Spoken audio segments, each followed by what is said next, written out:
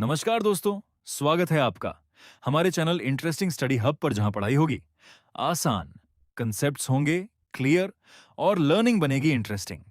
यहां हम साइंस के टफ टॉपिक्स को सिंपल और इजी तरीके से समझते हैं एक्टिविटीज और रियल लाइफ एग्जांपल्स के साथ, ताकि आप हर कॉन्सेप्ट को जल्दी समझ सकें। तो अगर आप भी पढ़ाई को बोरिंग नहीं बल्कि इंटरेस्टिंग बनाना चाहते हैं तो अभी हमारे चैनल इंटरेस्टिंग स्टडी हब को सब्सक्राइब कीजिए और सीखने की इस जर्नी का हिस्सा बन जाइए। चलिए शुरू करते हैं आज का amazing topic, the invisible living world beyond our naked eye. Guys, क्या आपको पता है कि हमारी आंखें दुनिया की हर चीज नहीं देख पाती? हाँ, बिल्कुल सही सुना। हमारे आसपास एक इनविजिबल वर्ल्ड है जिसे हम नॉर्मली देख ही नहीं सकते। आज हम उसी सीक्रेट वर्ल्ड एक्सप्लोर करने वाले हैं। तो सबसे पहले समझते हैं, हमारी आंखें सिर्फ उन्हीं ऑब्जेक्ट को देख सकती हैं जो एक सर्टेन साइज से बड़े होते हैं। मतलब जो चीजें बहुत छोटी होती हैं वो हमें दिखाई ही नहीं देती। पुराने समय में लोग भी इन छोटी चीजों को नहीं देख पाते थे।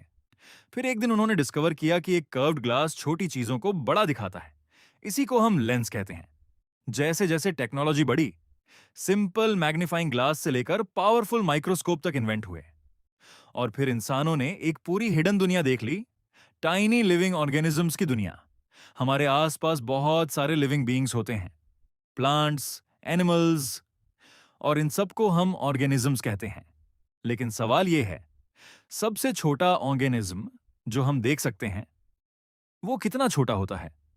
यहीं से एक एक्टिविटी शुरू होती है। चलिए एक सिंपल एक्सपेरिमेंट समझते हैं। एक राउंड ग्लास फ्लास्क लीजिए, उसमें पानी भरिए और उसे खुली बुक के ऊपर रखकर देखिए। आप क्या नोटिस करते हैं? बुक के लेटर्स बड़े दिखाई दे रहे हैं ना? ये इसलिए होता है क्योंकि पानी से भरा हुआ फ्लास्क एक मैग्नीफाइंग ग्लास की तरह काम करता है। इसी तरह जब हम मैग्नीफाइंग ग्लास से छोटी चीज जैसे एक चींटी को देखते हैं तो उसकी बॉडी के डिटेल्स और ज्यादा क्लियर दिखाई देते हैं। यहीं एक्टिविटी का ऑब्जर्वेशन और एक्सप्लेनेशन खत्म होता है। तो दोस्तों, एक समय ऐसा था जब इंसान इस इनविजिबल वर्ल्ड को देख ही नहीं पाते थे। लेकिन एक इन्वेंशन ने सब कुछ बदल दिया। आप कमेंट करके बताइए, वो कौन सा इन्वेंशन था जिसने हमें इस टाइनी वर्ल्ड को देखने में मदद की? हिंट, इसका यूज साइंटिस्ट्स आज भी करते हैं। अगर वीडियो पसंद आए तो लाइक कीजिए, शेयर कीजिए और चैनल इंटरेस्टिंग स्टडी हब को सब्सक्राइब करना मत भूलिए। गाइस, क्या आपने कभी सोचा है कि सबसे छोटी लिविंग चीज कैसी दिखती है? आज हम एक ऐसी स्टोरी जानने वाले हैं जिसने साइंस की दुनिया को पूरी तरह बदल दिया। साल 1665 में एक साइंटिस्ट थे, रॉबर्ट हुक। उन्होंने एक बुक पब्लिश की जिसका नाम था माइक्रोग्राफिया। वो एक केयरफुल ऑब्जर्वर और स्किल्ड आर्टिस्ट भी थे। इस बुक में उन्होंने उन टाइनी चीजों की डिटेल्ड ड्राइंग्स बनाई जिन्हें लोगों ने पहले कभी नहीं देखा था। ये सब उन्होंने एक स्पेशल टूल की मदद से देखा था जिसे आज हम माइक्रोस्कोप कहते हैं।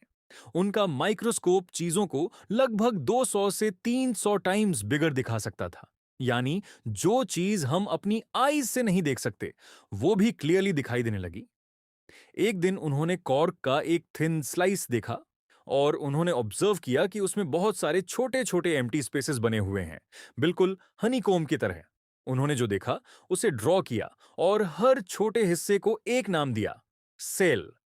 यही पहली बार था जब साइंस में सेल वर्ड यूज किया गया, जो कि लाइफ की बेसिक यूनिट मानी जाती है।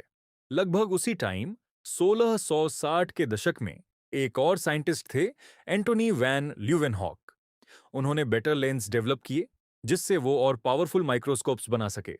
वो पहले इंसान थे जिन्होंने टाइनी लिविंग ऑर्गेनिजम्स जैसे बैक्टीरिया और ब्लड सेल्स को क्लियरली ऑब्जर्व और डिस्क्राइब किया। इसी वजह से उन्हें फादर ऑफ माइक्रोबायोलॉजी कहा जाता है। अब सवाल आता है, ये सेल एक्चुअली होता क्या है? तो सिंपल लैंग्वेज में समझें, सभी लिविंग बीइंग्स, चाहे वो प्लांट्स हों या एनिमल्स, सब सेल्स से बने होते हैं। हो सकता है आप सोच रहे हो कि ये सेल्स दिखते कैसे हैं। तो नेक्स्ट पार्ट में हम माइक्रोस्कोप की हेल्प से सेल की बेसिक स्ट्रक्चर को समझेंगे। गाइस, अब हम सेल को सिर्फ थ्योरी में नहीं बल्कि प्रैक्टिकली देखेंगे। यानी आज हम एक इंटरेस्टिंग एक्टिविटी करने वाले हैं जिसमें हम ओनियन की मदद से सेल को ऑब्जर्व करेंगे। यहां से एक्टिविटी 2.2 शुरू होती है। सबसे पहले अपने किचन या गार्डन से एक ओनियन बल्ब लीजिए और उसे अच्छे से पानी से वॉश कर लीजिए। अब ओनियन को वर्टिकली कट कीजिए और उसका एक छोटा पीस ले लीजिए। उसके बाद फोरसेप्स की मदद से ऑनियन के अंदर की एक थिन ट्रांसपेरेंट लेयर निकालिए। इसे ऑनियन पील कहते हैं। अब इस पील को एक पीटरी डिश में रखिए जिसमें सफ्रॉन स्टैन रेड कलर की कुछ ड्रॉप्स हों और इसे लगभग 30 सेकंड्स तक छोड़ दीजिए। इससे सेल्स को पिंकिश कलर मिलेगा और वे क्लियरली दिखाई देंगे। फिर एक थिन ब्रश की हेल्प से इस अनियन पील को पानी वाली दूसरी पीटरी डिश में ट्रांसफर कीजिए ताकि एक्स्ट्रा स्टेन रिमूव हो जाए। अब केयरफुली इस पील को ग्लास स्लाइड पर रखिए। ध्यान रखें कि यह फोल्ड या ब्रेक ना हो। इसके ऊपर ग्लिसरीन की एक ड्रॉप डालिए। यह सेल्स को ड्राई होने से बचाता है और क्लैरिटी इंप्रूव करता है। अब धीरे धीरे एक कवर स्लिप रखिए। ध्यान रखें कि कोई एयर बबल्स ट्रैप ना हो। ब्लॉटिंग पेपर की मदद से एक्स्ट्रा ग्लाइसराइन को जेंटली साफ कर दीजिए। अब स्लाइड को माइक्रोस्कोप के नीचे रखकर ऑब्जर्व कीजिए। यहां एक्टिविटी प्रोसेस खत्म होती है। अब ध्यान से देखिए, आपको क्या दिखाई दे रहा है। आप नोटिस करेंगे कि कई रेक्टेंगुलर शेप के स्ट्रक्चर्स दिखाई दे रहे हैं। ये सभी स्ट्रक्चर्स एक्चुअली अनियन पील के सेल्स हैं जो एक दूसरे के साथ क्लोजली अरेंज्ड होते हैं, बिल्कुल ब्रिक्स की तरह।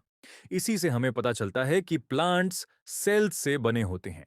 तो अब एक इंटरेस्टिंग सवाल, अगर प्लांट सेल्स से बने होते हैं तो क्या एनिमल्स भी सेल्स से बने होते हैं? अगली एक्टिविटी में हम इसे भी इन्वेस्टिगेट करेंगे। गाइस, पिछली एक्टिविटी में हमने देखा था कि प्लांट सेल्स से बने होते हैं। अब सवाल आता है, क्या ह्यूमंस भी सेल्स से बने होते हैं? तो आज हम इसे प्रैक्टिकली चेक करने वाले हैं। यहां से एक्टिविटी 2.3 शुरू होती है। सबसे पहले अपने माउथ को क्लीन वाटर से रिंस कर लीजिए। अब एक क्लीन टूथपिक लीजिए और उसके ब्लंट एंड से अपने चीक के अंदर की साइड को जेंटली स्क्रैप कीजिए। जो मटेरियल निकला है उसे एक क्लीन ग्लास स्लाइड पर रखिए जिसमें पहले से एक ड्रॉप पानी की हो और उसे इवनली स्प्रेड कर दीजिए। अब इस पर मेथिलीन ब्लू स्टेन की एक ड्रॉप डाली। यह ब्लू कलर का स्टेन होता है जो सेल्स को क्लियरली देखने में हेल्प करता है। 1 मिनट बाद इसमें ग्लाइसरीन की एक ड्रॉप डालिए ताकि सेल्स ड्राई ना हो। अब केयरफुली एक क्लीन कवर स्लिप रखिए और एक्स्ट्रा ग्लाइसरीन को ब्लॉटिंग पेपर से हटा दीजिए। अब स्लाइड को माइक्रोस्कोप के नीचे रखकर ऑब्जर्व कीजिए और जो दिखे उसे नोटबुक में ड्रॉ भी कीजिए। यहां एक्टिविटी प्रोसेस खत्म होती है। अब ध्यान से देखिए, आपको क्या दिखाई दे रहा है। आप नोटिस करेंगे कि कुछ इरेगुलर पॉलीगन शेप स्ट्रक्चर्स दिखाई दे रहे हैं। ये एक्चुअली ह्यूमन चीक सेल्स हैं जो हमारे माउथ की इनर लाइनिंग बनाते हैं। अब एक इंटरेस्टिंग कंपैरिजन करें। अनियन पील सेल्स प्लांट्स और चीक सेल्स ह्यूमंस में क्या सिमिलरिटीज और डिफरेंसेस हैं।